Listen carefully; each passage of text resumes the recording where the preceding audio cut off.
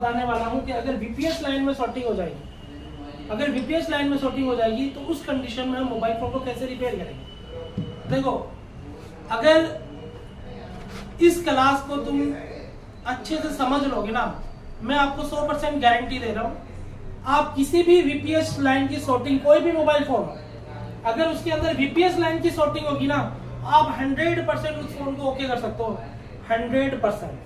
अगर इस तरीके को आप समझ जाओगे तो पहली चीज हमें यह पता होनी चाहिए कि मोबाइल फोन के कौन से सेक्शन में वीपीएस लाइन जाता है। ठीक है, जब हम मोबाइल फोन के अंदर बैटरी कनेक्ट करते हैं ना, तो बैटरी कनेक्ट करने के साथ ही मोबाइल फोन की DC to DC converter IC, यहां पर बैटरी का वोल्टेज आता है। ठीक है, अब ये बैटरी का वोल्टेज जैसे ही यहाँ पे आएगा ना, ये आईसी एक अपना वोल्टेज बनाएगी, उस वोल्टेज को हम बोलते हैं वीपीएच वोल्टेज। ठीक है, और ये VPH voltage light section, audio section, power, network, wifi, सारे सेक्शन में बैटरी लगने के साथ ही यहाँ पर 3.7 वोल्टेज आ जाता है। समझ में आ गई? अब अगर यहाँ पर बैटरी लगते ही वोल्टेज आ जाता है तो जाहिर सी बात है ये सारी की सारी आईसी को वोल्टेज ये वाली आईसी दे देगी। ठीक है, अब इस लाइन में कोई भी कंपोनेंट शॉर्ट हो जाएगा, फॉर एग्जांपल लाइट सेक्शन में वीपीएस लाइन का ये कैपेसिटर शॉर्ट हो गया। ठीक है, अगर ये कैपेसिटर शॉर्ट हो जाएगा ना, तो जाहिर सी बात है कि इस लाइन में जितने भी कैपेसिटर लगे हुए हैं, सारे के सारे कैपेसिटर क्या करेंगे? शॉर्टिंग दिखाएंगे। यस सर, क्या दिखाएंगे? शॉर्टिंग दिखाएंगे। जब ये सारे शॉर्टिंग दिखाएंगे ना, तो जाहिर सी बात है मोबाइल फोन की DC to DC converter IC भी शॉर्ट दिखाएगी, तो वो वीपीएच वोल्टेज नहीं बना पाएगा। और जब तक मोबाइल फोन का वीपीएच वोल्टेज नहीं बनेगा ना, उस कंडीशन में 100% मोबाइल फोन ऑन नहीं होगा। क्लियर है? ठीक है, अब यहाँ पर अगर ये वीपीएच नहीं बनाएगा तो फोन ऑन नहीं होगा। वीपीएच बना क्यों नहीं रहा है? क्योंकि इस लाइन में शॉर्टिंग होगी। ठीक है, अब देखो बहुत से टेक्नीशियन क्या करते हैं, कहीं पर भी शॉर्टिंग हो जाए वो क्या करेंगे, डायरेक्ट बैटरी कनेक्टर पे 5 वोल्टेज 5 एम्पियर को देंगे और फिर क्या करेंगे, मतलब रोजिन अप्लाई करके यहाँ पर 5 वोल्टेज 5 एम्पियर देंगे। अगर यहाँ पे कोई आईसी शॉर्ट नहीं भी होगी ना, वो भी मेल्ट हो जाएगी।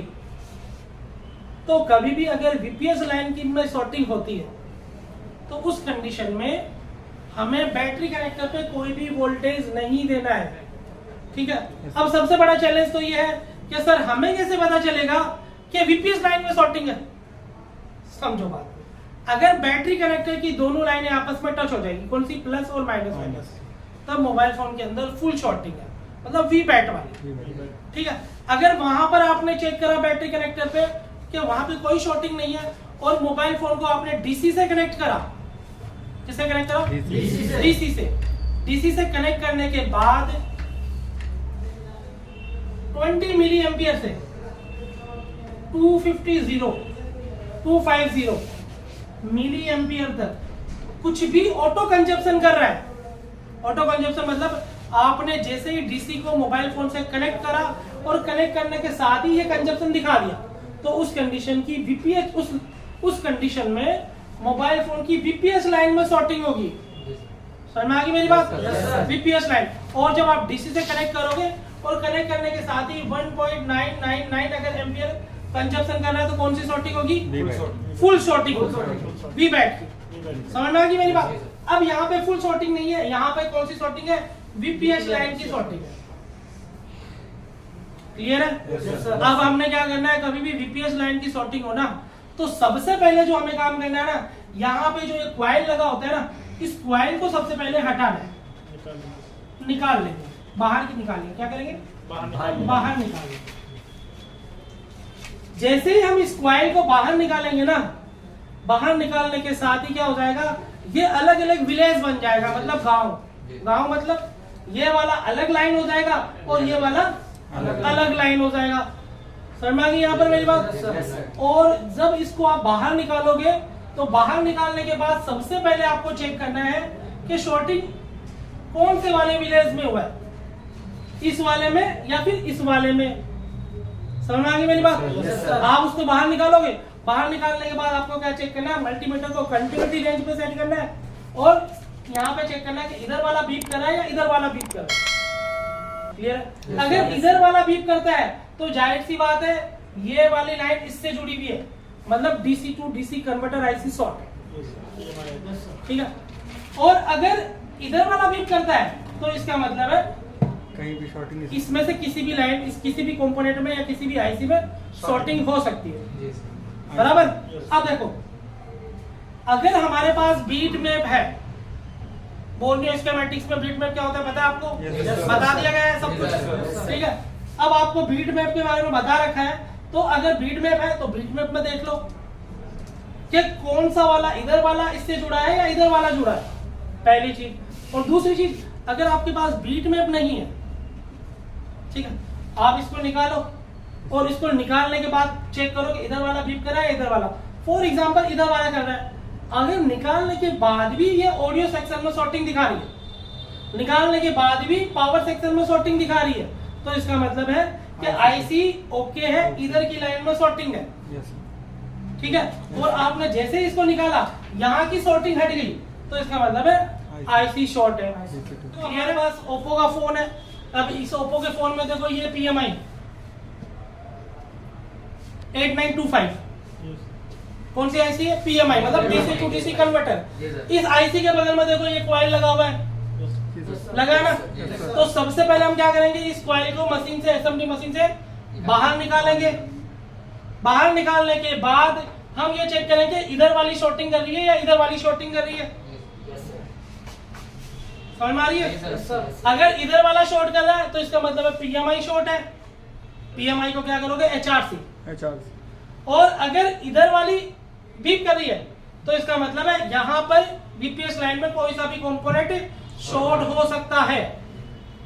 क्लियर है? करना है। अब हमें पता चल गया कि भाई इधर की लाइन में शॉर्टिंग है। अब हम क्या करेंगे, यहाँ पर बीपीएस लाइन में जितने भी आईसी, जितने भी कंपोनेंट है ना, सारे कंपोनेंट पे रोजिन अप्लाई करेंगे। आपको रोजिन अप्लाई करना सिखा दिया प्रॉपर तरीके से, ठीक है। अब आपने क्या करा, सब पे रोजिन अप्लाई करना है। हमेशा ध्यान रखना, कभी भी आप रोजिन अप्लाई करोगे ना तो इस बोर्ड पे जितने भी स्टील के कवर्ड होंगे सारे के सारी की जाली हटानी है और जाली हटाने के बाद रोजिन अप्लाई करना है।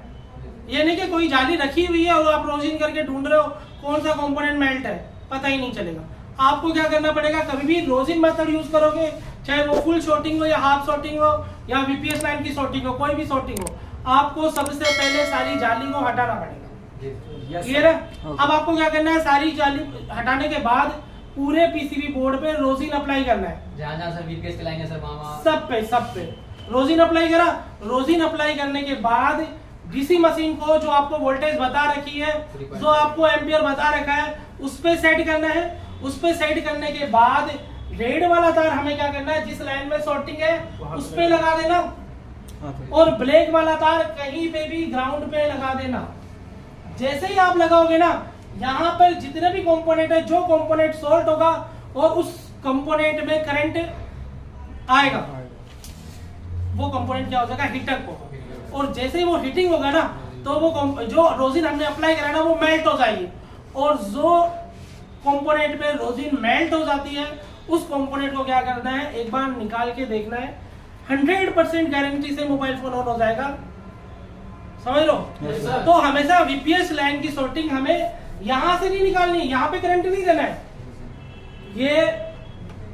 ये काम ना वो करते हैं जिन्हें नॉलेज नहीं है।